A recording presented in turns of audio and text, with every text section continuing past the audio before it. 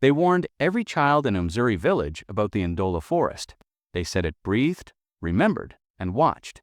Mothers whispered cautionary tales, warning their children never to wander near its dark edges. Elders spoke of travelers who entered and returned, changed silent, trembling, or haunted by things no one else could see. Some never returned at all. Their absence left a shadow that lingered over every path. But Cato, a young man of 26, did not fear. His father was gone, leaving him to provide for his mother and little sister. Hunger had gripped their village, crops had failed, rivers had dried, and animals had vanished. The people whispered the same fearful phrase again and again. The forest is angry. The forest watches as the sun set behind the hills, painting the sky in deep oranges and purples. Cato stood at the forest edge. The trees rose like silent giants, their shadows stretching like fingers toward him. His heart raced, but determination burned within. He gripped a small woven bag and whispered, "I must see the truth.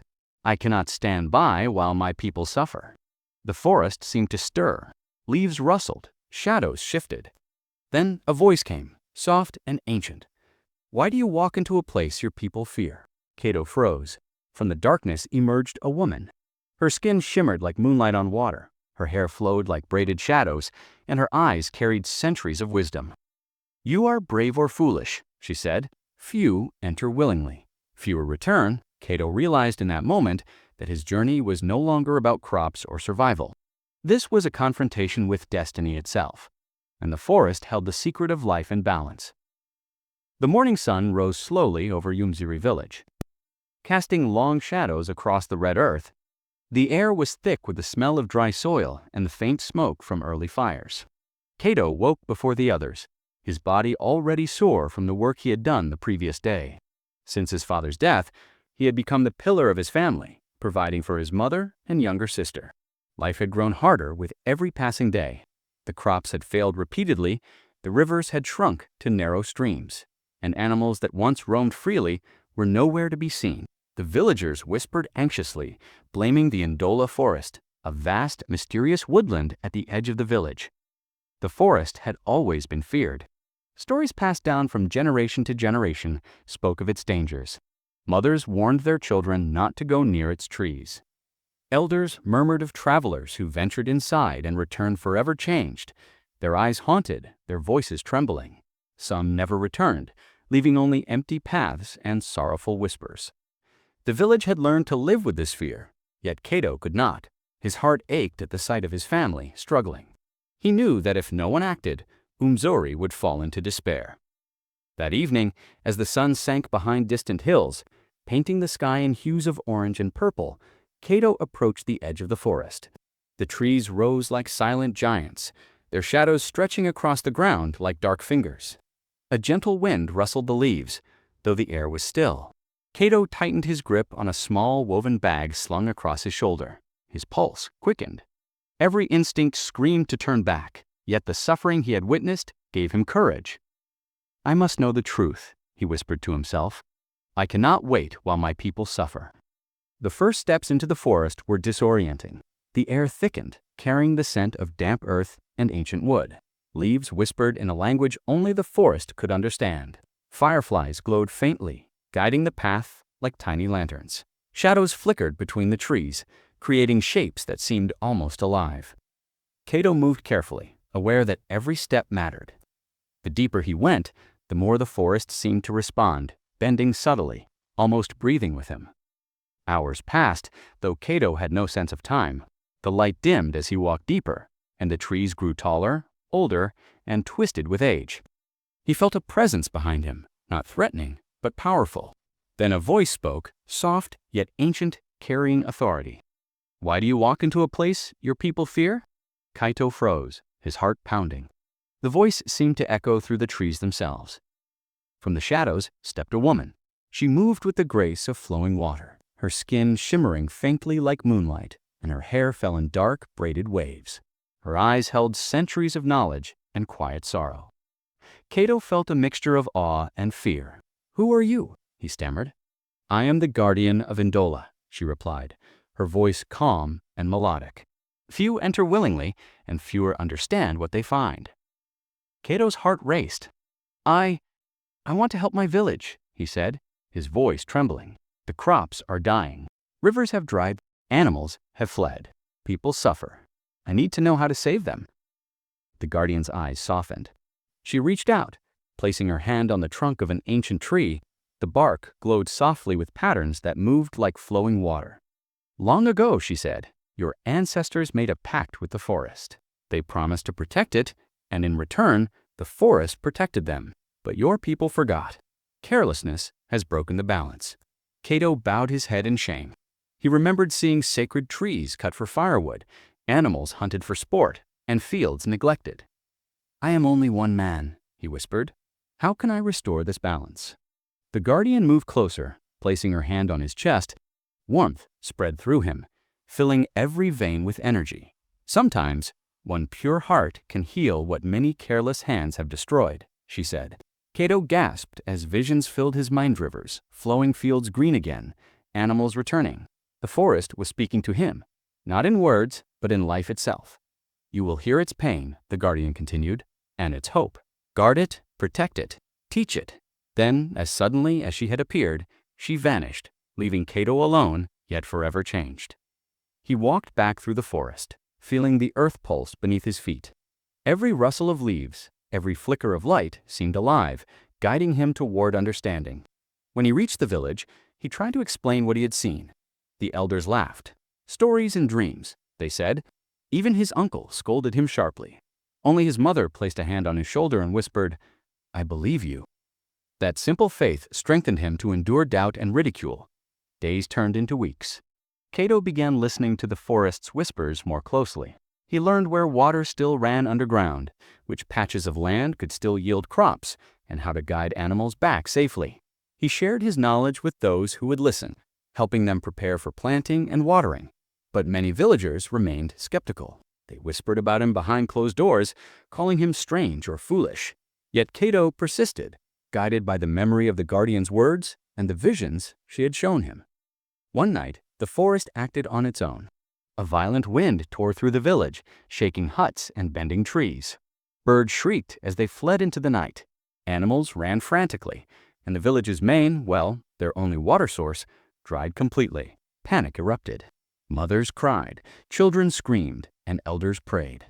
All eyes turned to Cato. You said the forest spoke to you. A villager shouted, Tell us what to do. Cato nodded silently, fear and resolve mingling in his chest. He approached the forest, the villagers hesitating at its edge. The guardian appeared once more, now visible to all. Her eyes glowed softly with a light that made the villagers fall silent. Now you see, she said, the forest does not punish, it seeks balance. She touched the dry soil. Instantly, green vines erupted from the ground, twisting and spreading. Water surged into the well and across the fields. Birds returned, singing joyfully. The villagers fell to their knees, overwhelmed by awe. Cato felt relief wash over him.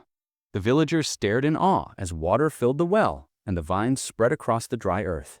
It was a miracle they had never witnessed. Mothers clutched their children, whispering prayers of thanks. Elders bowed low, their faces wet with tears. Even the skeptics could not hide their amazement. Cato stood at the edge of the forest, feeling the pulse of the land beneath his feet. The guardian's words echoed in his mind. One pure heart can restore what many careless hands have destroyed. Over the following days, Cato began teaching the villagers what he had learned from the forest. He showed them where hidden streams could be found, which soil patches were fertile, and how to protect young plants. At first, many laughed quietly, thinking him foolish, but as crops slowly began to grow again, even the doubters had to acknowledge that something extraordinary was happening. Cato worked tirelessly, his hands blistered and sore, but his spirit unwavering. The children were particularly fascinated by Cato's stories. He would tell them of the glowing fireflies that guided his steps, of the ancient trees that seemed alive, and of the guardian who watched over the forest. Their eyes widened with wonder, and many of them followed him cautiously to the edge of the trees, listening to his words and learning to respect the forest. Cato sat beneath a large baobab tree at the forest's edge. The sun was setting, casting golden light over the village. The guardian appeared again, stepping silently from the shadows. You are doing well, she said softly, but there is more to learn. The forest's balance is delicate. Your people must understand that their survival depends on respect. I will teach them. I will show them the way. He realized that his journey was no longer just about survival. It was about education, respect, and harmony. The forest had chosen him not only as a protector, but as a teacher. The guardian looked at him with eyes that seemed to see into his soul. The forest has a memory. It remembers kindness and greed, love and destruction. Every action matters. You must guide them carefully. With those words, she vanished into the shadows once again, leaving only a soft whisper in the wind. In the weeks that followed, Cato's guidance transformed the village. Fields began to flourish. The rivers, though still small, carried clear water. Animals returned cautiously, sensing safety in the renewed balance.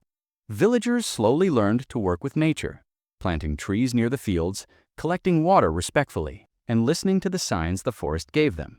But not all lessons were easy. One day, a group of hunters ventured too far into the forest, cutting trees without care. The forest responded swiftly. Vines grew quickly, tangling their path, and a sudden thunderstorm drenched the area. The hunters returned soaked, exhausted, and frightened. Cato met them at the edge of the forest. "Do you understand now?" he asked gently. "The forest gives life, but it also protects itself. Careless actions have consequences." The hunters nodded silently, humbled. News of the forest's power spread quickly through the village. Fear mingled with respect, and slowly, people began to approach the forest with caution and care. Cato's role as guide and teacher became central to the village's survival.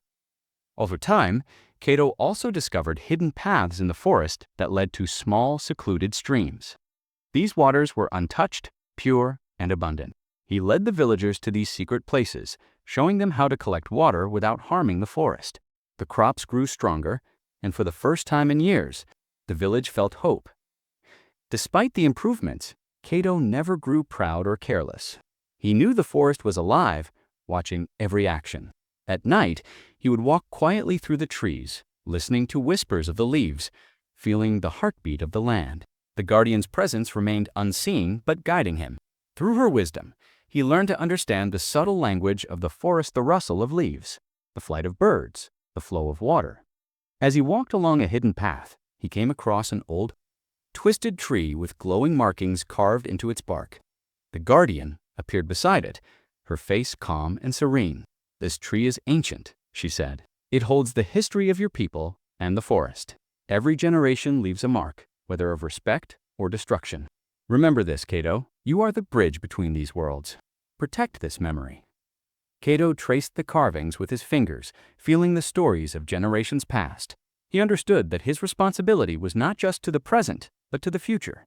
The forest and the village were connected, and the balance depended on knowledge, care, and respect.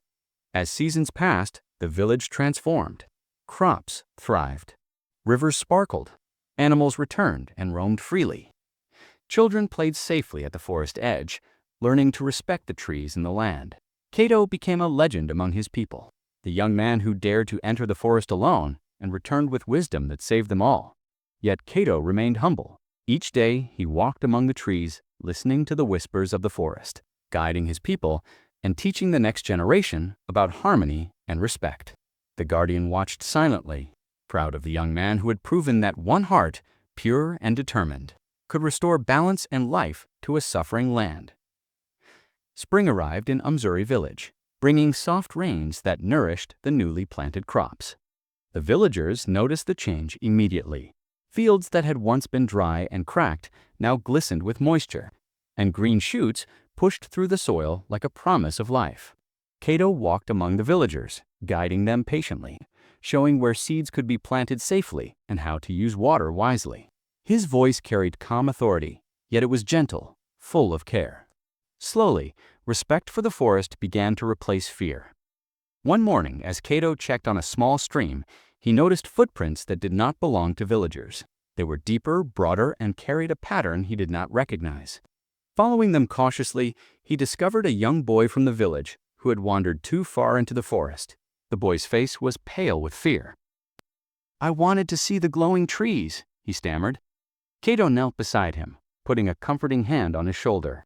"The forest is alive," he said softly. "It rewards respect and punishes carelessness. You must learn to walk with it, not against it. Cato led the boy back to the village, using the journey as a lesson. Along the way, he pointed out small signs birds calling, "Leaves moving in the wind, the patterns of shadows. Every sound and motion tells a story," he explained. "The forest speaks. You only need to listen." The boy nodded, eyes wide with understanding, and by the time they reached the village, he felt a new reverence for the trees, the streams, and the creatures that lived among them. As the months passed, Cato began to notice subtle changes in the forest itself. The trees seemed taller, fuller, and stronger. Flowers bloomed in places where they had not appeared for years. Animals returned not only in the forest, but also near the village fields, signaling a rebalance of nature. Cato realized that the guardian's wisdom was at work, guiding him, and through him, the villagers. He felt a deep connection with every living thing. The forest had become a teacher, and he, its student. One evening, Cato sat beneath a massive fig tree, feeling the warm wind on his face. The guardian appeared silently, her presence luminous. "You have done well," she said, "but there are still lessons to learn. The forest's patience is great, but it is not endless. Your people must continue to honor it." Cato listened intently. "What must I teach them next?" he asked. "The forest remembers every action," she explained. "It knows who respects it and who takes without care. Every generation must learn anew. You are the link, Cato. Teach them, guide them, and remind them that the land is alive. The moment they forget, the imbalance will return." Cato nodded solemnly. He understood that his role was lifelong. This was not a single journey, but a continuous duty, requiring vigilance, courage, and compassion. He looked around at the village, feeling both pride and responsibility. He had brought hope back to Umzuri, but the forest's lessons would never end. The guardian led Cato to a hidden glade where water cascaded from a small rock formation, creating a sparkling pool. "Here is a place of learning," she said. "Come often. Teach the children and the villagers. Show them how to take only what is needed and how to give back in return." Cato knelt by the water, dipping his hands into its cool clarity. The forest seemed to hum softly, approving his touch from that day. Cato organized small groups of villagers to visit the forest under his supervision. They learned to plant trees, care for the soil, and respect the creatures around them. Children played near the edges, guided by Cato's stories and teachings. Slowly, the fear that had once gripped the village began to transform into understanding. Yet challenges remained. One afternoon, a drought threatened a newly planted field. Villagers panicked, afraid the forest's magic had abandoned them. Cato knelt beside the soil, feeling the subtle vibrations of life beneath. He whispered softly, "Patience. Listen." Hours passed, and the forest responded. Rain clouds gathered, and gentle showers fell, soaking the thirsty earth. The villagers watched in amazement. The forest was alive, patient, and responsive, but only to those who listened and respected it. Cato's reputation grew. People from neighboring villages began to visit, seeking his guidance. He taught them the same lessons, the importance of listening, respecting nature, and maintaining balance. Stories of his courage and wisdom spread far and wide, yet Cato remained humble. He knew the forest's magic was not his own, but a trust given to him. One evening, as Cato walked alone through a moonlit path, the guardian appeared once more. "You have done much, Cato," she said, her voice like the rustle of leaves. "But remember, the forest is eternal. It teaches all who listen, but punishes those who take without care. You are a guide, not a master. Teach with humility, and your people will thrive."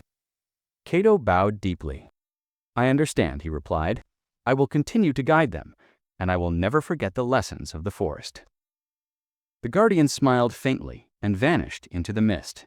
Cato remained there for a long while, feeling the heartbeat of the land, knowing his duty was just beginning.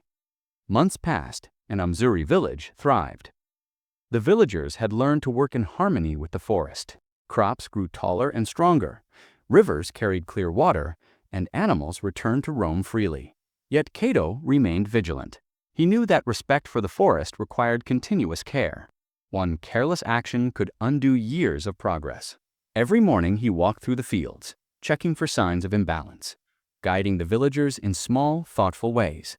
Children followed him eagerly, their eyes wide with curiosity and wonder. He taught them how to read the forest, the flight of birds, the rustle of leaves, the patterns of shadows. He showed them how to collect water without disturbing the earth, and how to plant seeds in ways that honored nature. Their laughter and learning filled the village with hope. Through them, Cato realized that the forest's teachings would live on. A stranger arrived at the village, weary and worn. He claimed to be a traveler who had lost his way and had wandered into the forest by mistake. The villagers were wary, but Cato stepped forward to meet him. "The forest watches all," Cato said. "If you have entered it without respect, you must be careful." The stranger nodded, trembling. "I did not mean any harm," he said. "I only sought shelter." Cato led him to a nearby stream, showing him how to drink without polluting the water and how to avoid disturbing the animals. As the man followed Cato's instructions, the forest seemed to acknowledge his presence. Birds sang, a gentle wind stirred the leaves, and the path ahead glowed faintly with light. Through this encounter, Cato realized that the forest was not only a guardian of the village, but also a teacher for those who approached with humility. He began to record his lessons, creating simple instructions for anyone who might come in the future. The villagers watched him with respect, understanding that his guidance was rooted not in power, but in wisdom. However, the balance was delicate. One afternoon, a group of villagers, driven by greed and impatience, tried to take more resources than necessary from the forest. Cato noticed their actions immediately and rushed to stop them. "The forest is alive," he warned. "It gives, but it also protects itself. Take only what is needed, or you will face consequences." The villagers paused, fear dawning in their eyes. Suddenly, the ground trembled slightly, and a low hum seemed to vibrate through the trees. The overreaching villagers dropped their bundles and stepped back, realizing the forest's power was real. Cato guided them back gently, explaining the importance of balance and patience. They returned home humbled, their hearts filled with respect rather than fear as the years passed. Cato's relationship with the guardian deepened. Though she appeared only occasionally, each visit brought new lessons. She showed him how to read the subtle signs of the forest, how to sense changes in the wind, and how to understand the quiet language of the creatures. Each teaching made Cato more attuned to the land, and the village flourished under his guidance. Cato also began to notice the beauty in small things. The way sunlight filtered through the leaves in the early morning, the patterns of birds flying across the sky, the delicate flowers that appeared along hidden paths. He understood that the forest's magic was not only in its power, but also in its intricate details, which required patience and observation to truly appreciate. One night, under a full moon, Cato walked along a path he had never explored before. The air was cool and fragrant with blooming flowers. As he moved deeper, he found a hidden glade where the water shimmered with an unusual light. The guardian appeared beside him, her eyes reflecting the moonlight.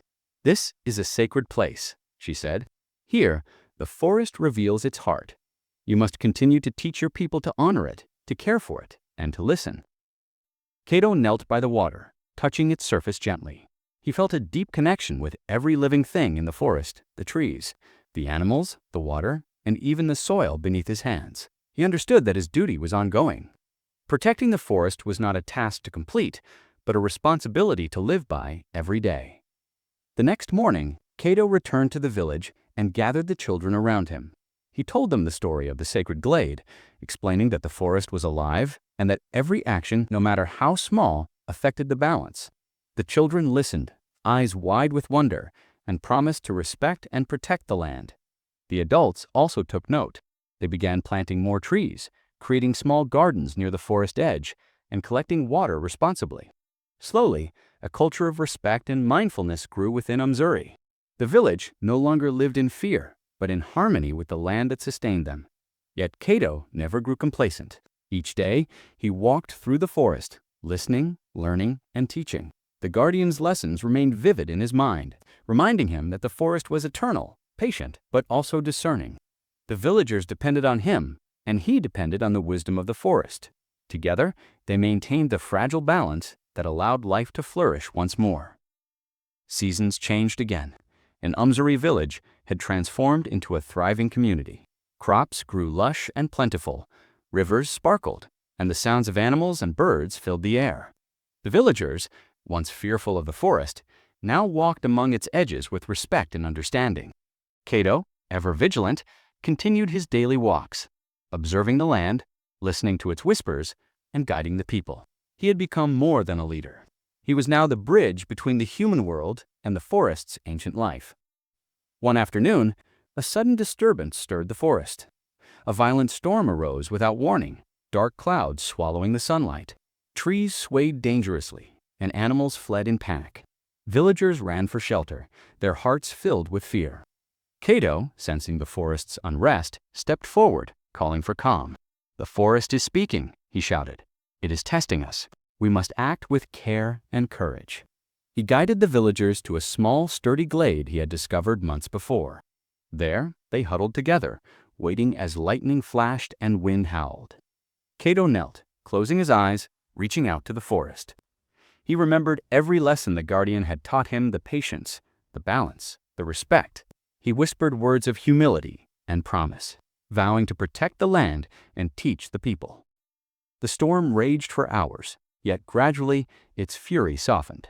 The wind died down, rain became gentle, and the forest seemed to breathe again. When the villagers emerged, they saw the land had been cleansed. Trees were upright, rivers were filled, and new shoots of grass appeared where the storm had passed. Cato smiled, knowing that the forest had tested their unity and respected they had endured. The guardian appeared once more, her presence luminous and serene. "You have guided your people well, Cato," she said. "They have learned that life is not merely taken, but nurtured. They have earned the forest's trust. But remember, respect must continue across generations. You are the keeper, the teacher, and the reminder." Cato bowed deeply. "I will continue, always," he replied. The guardian's smile lingered for a moment before she vanished into the silver mist of the forest. Years passed, and Cato's legend grew. Children he had taught became adults who cared for the land. New families arrived, learning from the wisdom he shared. Omzuri village had become a beacon of harmony, a place where humans and nature coexisted. Yet Cato never stopped walking the forest paths, listening to the leaves, the birds, and the streams, knowing that vigilance and humility were the keys to lasting balance. One morning, Cato stood at the edge of the forest, watching the sunrise. The land glowed with life, every corner teeming with energy. Villagers passed by, planting trees, collecting water, and tending their fields. Children laughed near the forest's edge, respectful yet curious. Cato realized that the forest's secret was no longer a mystery to be feared. It was a lesson, a living guide, a covenant between humans and nature that he had helped restore.